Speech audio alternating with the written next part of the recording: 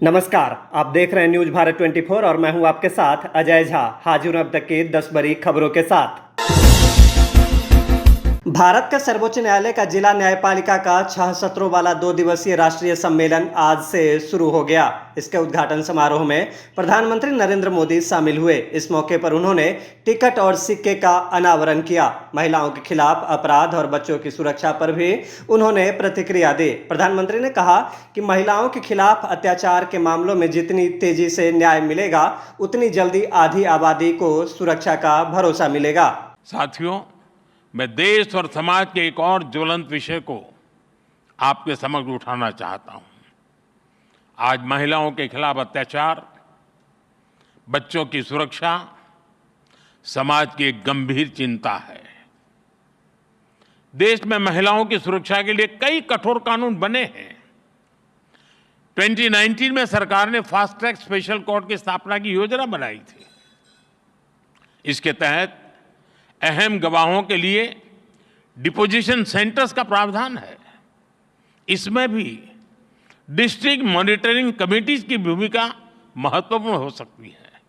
इस कमेटी में डिस्ट्रिक्ट जज, डीएम और एसपी भी शामिल होते हैं। क्रिमिनल जस्टिस सिस्टम के विभिन्न पहलुओं के बीच समन्वय बनाने में उनकी भूमिका अहम होती है। हमें इन कमेटियों को और अधिक सक्रिय करने की जरूरत है।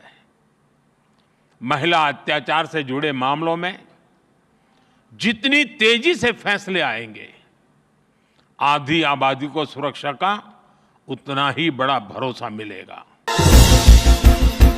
बिहार भाजपा 2 सितंबर से शुरू हो रहे सदस्यता अभियान की तैयारी में जोर शोर से लगी हुई है। बिहार भाजपा सदस्यता अभियान के संयोजक और प्रदेश के पूर्व मंत्री जीवेश मिश्रा ने प्रेस कॉन्फ्रेंस कर बताया कि 2 सितंबर से प्रारंभ होने वाला है। इसके तहत 1 करोड़ लोगों को सदस्य बनाने का लक्ष्य रखा गया है। उन्होंने कहा कि 5 सितंबर को सभी जिला मुख्यालयों पर वरीय नेताओं, मंत्रियों, विधायक, सांसद द्वारा सदस्यता अभियान करेंगे और 11 से 17 सितंबर तक महाअभियान चलाएंगे। इसके तहत बिहार के सभी केंद्रीय मंत्री, बिहार सरकार के मंत्री, राज्यसभा एवं लोकसभा सांसद, विधायक, विधान पार्षद सहित समर्थित जनप्रतिनिधि अपने अपने क्षेत्रों में इस अभियान को लेकर प्रवास करेंगे और पदयात्रा निकालेंगे। देश के यशस्वी प्रधानमंत्री जी 8800002024 पर मिस कॉल के माध्यम से भारतीय जनता पार्टी के सदस्य बनेंगे। और कुछ लोग के दिमाग में आ रहा हो कि प्रधानमंत्री भी सदस्य बनेंगे, तो प्रधानमंत्री भारतीय जनता पार्टी से संबंध है। तो भारतीय जनता पार्टी का जो संविधान है, देश के अंदर भारतीय जनता पार्टी एकमात्र ऐसी पार्टी है जो संपूर्ण लोकतांत्रिक प्रक्रिया से चलती है। और इस नाते हर 6 साल पर भारतीय जनता पार्टी अपने सदस्यों का नए सदस्यों के साथ पुनः एक बार सदस्यता करती है। और यही कारण है कि 2 तारीख को देश के यशस्वी प्रधानमंत्री जी फिर से सदस्यता लेंगे भारतीय जनता पार्टी की। और उसके बाद ये जो नंबर है हमारा सदस्यता का 8800002024 ये शुरू हो जाएगा। इस पर कोई भी व्यक्ति मिस कॉल के द्वारा भारतीय जनता पार्टी का सदस्य बन सकता है। तो 2 तारीख को हमारा ये अभियान शुरू हो जाएगा। पूरे देश में हमारा नंबर शुरू हो जाएगा। और 2 तारीख को ही हम लोगों ने लक्ष्य रखा है कि बिहार में बड़े पैमाने पर अपने कार्यकर्ताओं का हम सदस्यता दिलवाने का काम करेंगे। केंद्रीय मंत्री भारतीय जनता पार्टी के फायर ब्रांड नेता गिरिराज सिंह ने इंडिया गठबंधन पर फिर से हमला बोला है। बेगूसराय में पत्रकारों से बातचीत के दौरान गिरिराज सिंह ने कहा कि तेजस्वी यादव, अखिलेश यादव और राहुल गांधी मुस्लिम वोट बैंक के ठेकेदार हैं। उनकी सरकार आई तो बिहार और उत्तर प्रदेश में शुक्रवार को छुट्टी का दिन घोषित कर दिया जाएगा। अगर देश में राहुल गांधी, अखिलेश यादव एवं तेजस्वी यादव की सरकार बनती है तो यह लोग भारत को पाकिस्तान और बांग्लादेश बना देंगे। हिंदू मुसलमान का मामला नहीं है। तेजस्वी यादव हो या अखिलेश यादव हो, ये मामला विशुद्ध रूप से एक देश एक कानून है। ये लोग मुस्लिम के ठेकेदार हैं, वोट बैंक के ठेकेदार हैं तेजस्वी यादव। इनका राज आएगा तो ये भले पूरे बिहार में, पूरे उत्तर प्रदेश में शुक्रवार को छुट्टी घोषित कर देंगे। मैं जानता हूं अगर ये राहुल गांधी, तेजस्वी यादव, अखिलेश की सरकार आगे बनेगी तो भारत को ये पाकिस्तान बना देंगे और बांग्लादेश बना देंगे। कांग्रेस द्वारा हरियाणा विधानसभा चुनाव में टिकट दिए जाने पर क्या वह चुनाव लड़ेगी के सवाल पर विनेश फोगाट ने कहा कि मैं इस पर कुछ नहीं बोलूंगी, मैं राजनीति पर बात नहीं करूंगी, मैं अपने परिवार के पास आई हूं, अगर आप इस पर बात करेंगे तो आप उनके संघर्ष और लड़ाई को बर्बाद कर देंगे। आज फोकस मुझ पर नहीं है, फोकस किसानों पर होना चाहिए। मैं यह अनुरोध करती हूं, मैं एक एथलीट हूं, मैं पूरे देश की हूं, मुझे इस बात से कोई लेना देना नहीं कि किस राज्य में चुनाव हो रहे हैं। मैं सिर्फ इतना जानती हूं कि मेरा देश पीड़ित है, किसान परेशान है, उनके मुद्दों का समाधान होना चाहिए। बिहार में पिछले 3 साल से अनाज उत्पादन में 7 लाख टन की कमी आई है। खेती का रकबा भी 2 लाख हेक्टेयर घट गया है।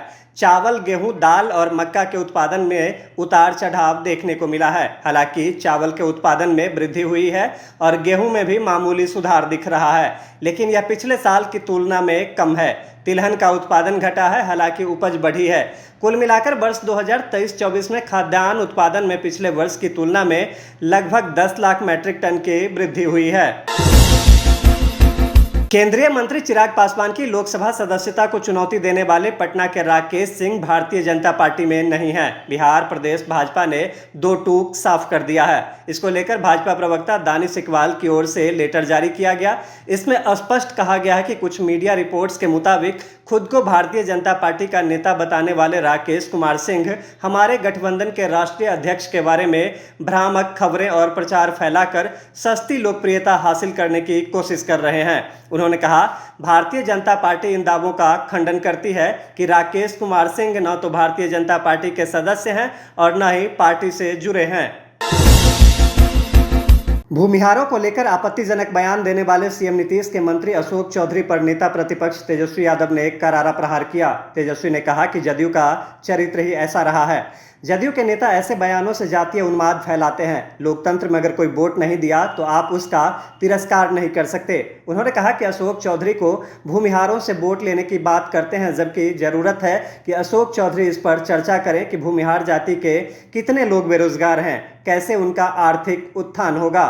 जदयू पार्टी का चरित्र ही ऐसा है। ये लोग जातीय उन्माद जो है पैदा कराते हैं। एक नेता से कुछ बुलवाते हैं, दूसरे नेता से कुछ बुलवाते हैं।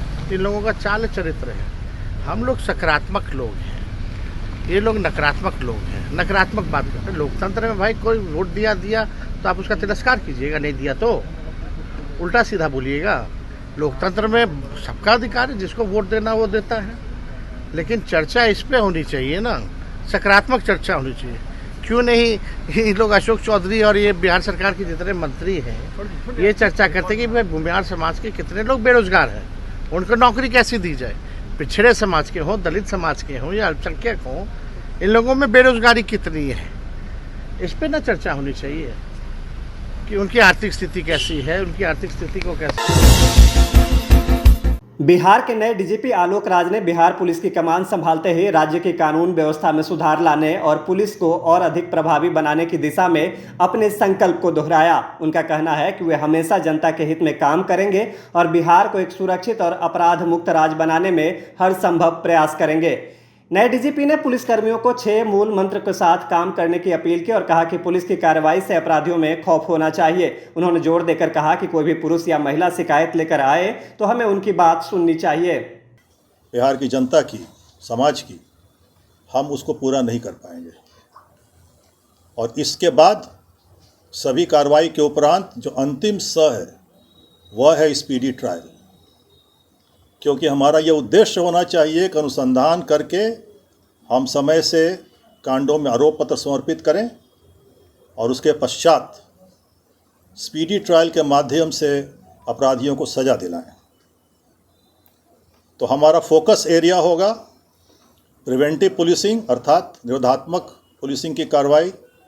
हमारा फोकस एरिया होगा अपराधियों पर रोकथाम, उन पर कार्रवाई, सख्त कार्रवाई। और तीसरा फोकस एरिया होगा हमारा अपराधियों को स्पीडी ट्रायल के माध्यम से सजा दिलाना। राउज एवेन्यू कोर्ट ने बिहार के बाहुबली नेता आनंद मोहन को मारपीट और उगाही के मामले में बरी कर दिया है। यह मामला 2007 का है, जब दिल्ली के चाणक्यपुरी इलाके के राजस्थान गेस्ट हाउस में एक घटना हुई थी। मारपीट और उगाही मामले में कई साल से केस चल रहा था। शनिवार को कोर्ट ने अपना फैसला सुनाया। सबूतों की कमी और गवाहों के अभाव के चलते आनंद मोहन को सभी आरोपों से बरी कर दिया। लाओस में अपनी मर्जी के विरुद्ध बंधक बनाए गए 47 भारतीयों को आज अधिकारियों ने छुड़ा लिया है। उन 47 भारतीयों को लोगों से ऑनलाइन ठगी करने के लिए मजबूर किया जा रहा था। इस घटना के सामने आने के बाद केंद्र सरकार लाओस और कंबोडिया में नौकरी के प्रपोजल को स्वीकार न करने के लिए नागरिकों को आगाह किया है, जिनमें से कुछ फर्जी हैं और इसका मकसद नौकरी की चाह रखने वालों को साइबर गुलाम बनाना है। भारतीय मिशन ने अब तक देश में 635 भारतीयों को छुड़ाया है और उनकी सुरक्षित भारत वापसी सुनिश्चित की है। अभी तक की खबरों में बस इतना ही। मुझे दीजिए इजाजत। नमस्कार।